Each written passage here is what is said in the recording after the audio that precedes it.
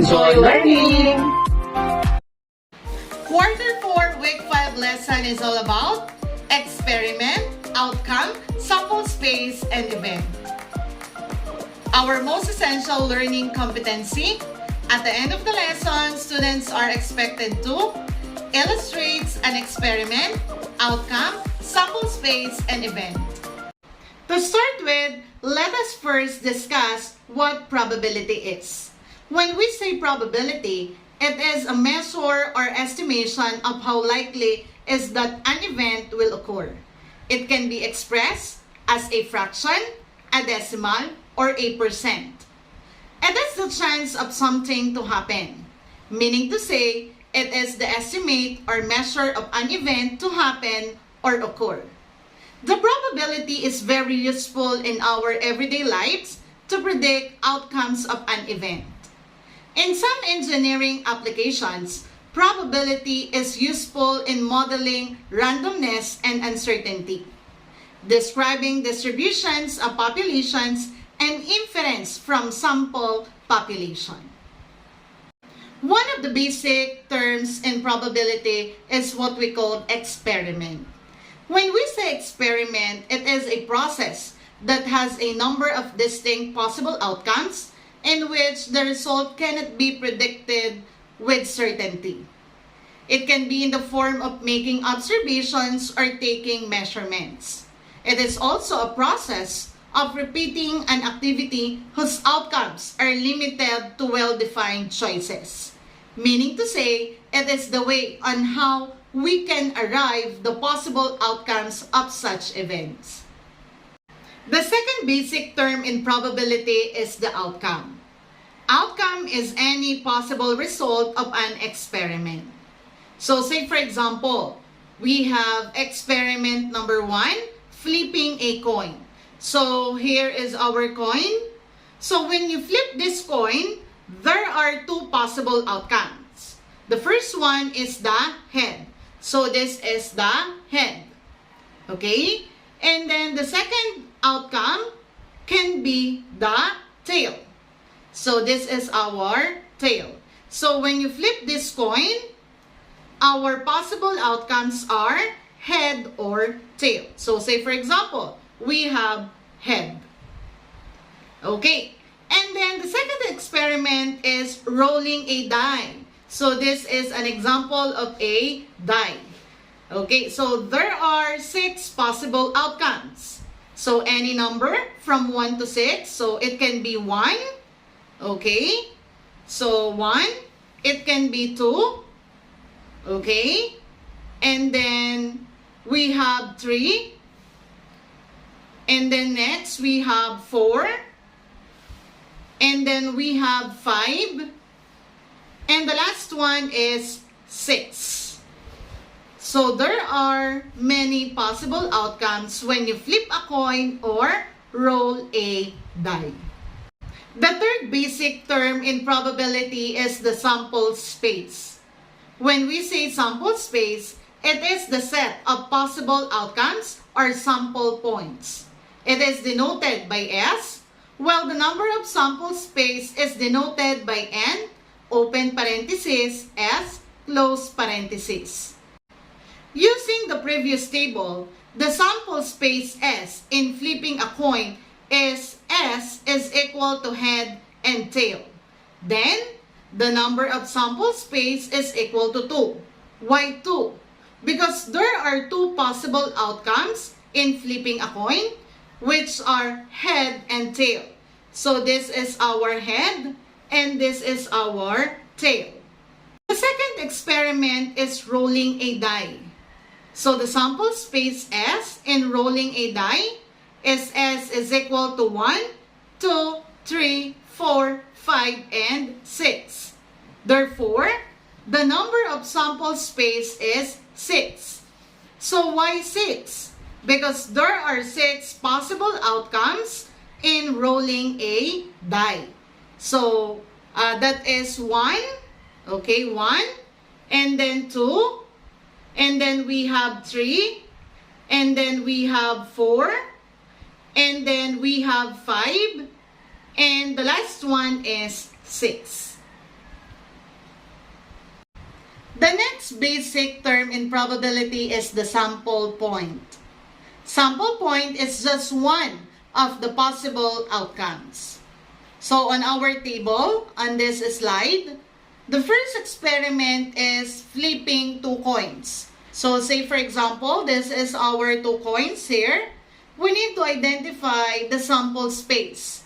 Again, when we say sample space, it is the set of all possible outcomes. So in this two coins, when you flip these two coins, our sample space are head-head. Okay, it can be head-head. It can be head-tail. Okay, and then it can be tail-head. So tail and head. And then it can be tail and tail. So it can be tail and tail. Now, what is our sample point? So when we say sample point, that is the exact result of an experiment. So from the listed sample space, our sample point can be head and head. So this is our head and head. Okay, the next example is rolling a die. So this is our die. So when you roll this die, our sample space or the set of possible outcomes are 1, 2, 3, 4, 5, and 6. So what will be our sample point? So on our table, the sample point is 5. So this is 5. When you roll this die, the sample point is 5. Okay, the next example of an experiment is rolling a die and a coin simultaneously. Okay, so when you roll a coin and a die simultaneously, our sample space are, it can be head and 1, okay, and then head and 2, and then it can be head and 3. Now we have head and 4, okay, and then it can be head and 6. So head and 6. Another sample space are, it can be tail and 1. So tail and 1. And then it can be tail and 2. Okay, this is tail and 2. It can be tail and 3. Okay, and then tail and 4. And then it can be tail and 5. And then the last one is tail and 6. So tail and 6. So what will be our sample point? So on our table, our sample point is tail and 3. So this is our sample point, tail 3. Okay, and then the last one is drawing a card. So we have our card. So the sample space are 13 diamonds. And then we have 13 hearts. So this is our 13 hearts. And then we have 13 spades. Okay, so this is our 13 spades.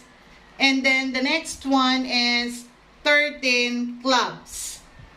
So on this 13 cards, we have the ace, 2, 3, 4, 5, 6, 7, 8, 9, 10, jack, queen, and king.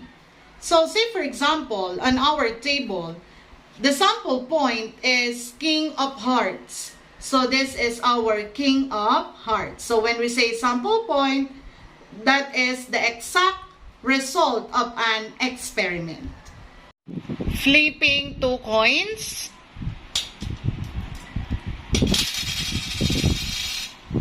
So our sample point are head, tail. Rolling a die.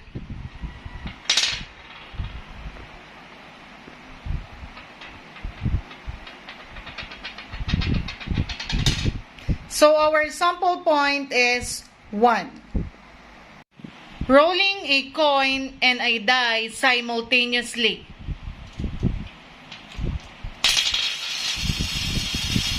So our sample point, tail 1.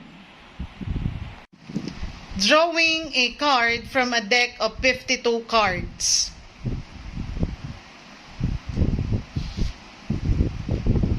Okay, so our sample point, King of Hearts.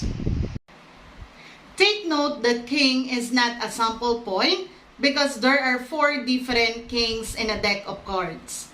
So as shown in the figure below, which is also considered as 4 different sample points.